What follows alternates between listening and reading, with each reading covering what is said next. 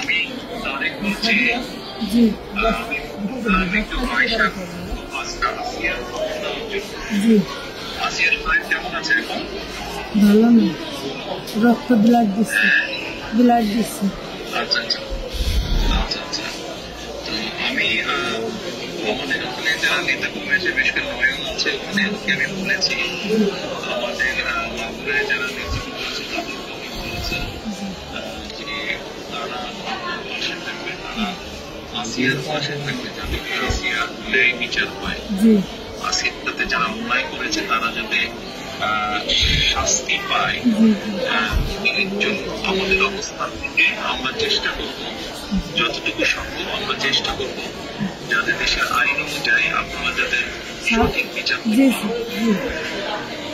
এবং একই সাথে আমি নয়নকে বলেছি যে আসিয়ার জন্য চিকিৎসার জন্য যেসব ব্যবস্থা নেওয়া সম্ভব সেই সব ব্যবস্থাগুলো আমরা চেষ্টা করবো আমাদের দলের অবস্থান থেকে। না, ওই নয়ন ভাই খুব করেছে আমার জন্য। আমার যে খোলাফান আছে সারা রাত যাবে, আমার জন্য যা লাগে সব দিচ্ছে, আমরা ওনার নির্দেশও করেছি।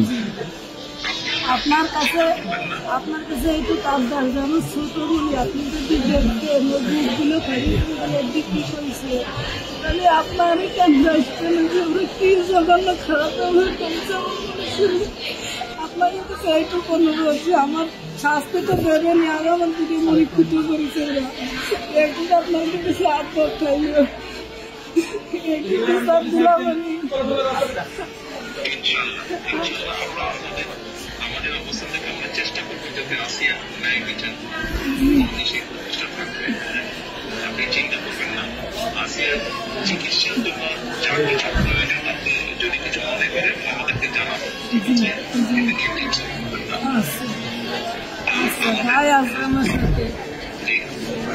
আমাদের লোকজন সবাই নেতারা আপনার পাশে, আসিয়ার পাশে তারা থাকবে। নয়ন ভাই, নয়ন ভাই আছে, আপনি আছেন, আপনি দেশের দেখতেন, তারপর আমার দেখতে কি যায়। আমি তো এই দোয়াই করি যাতে আমার বুড়িটা বুড়ি ফেরত আসে।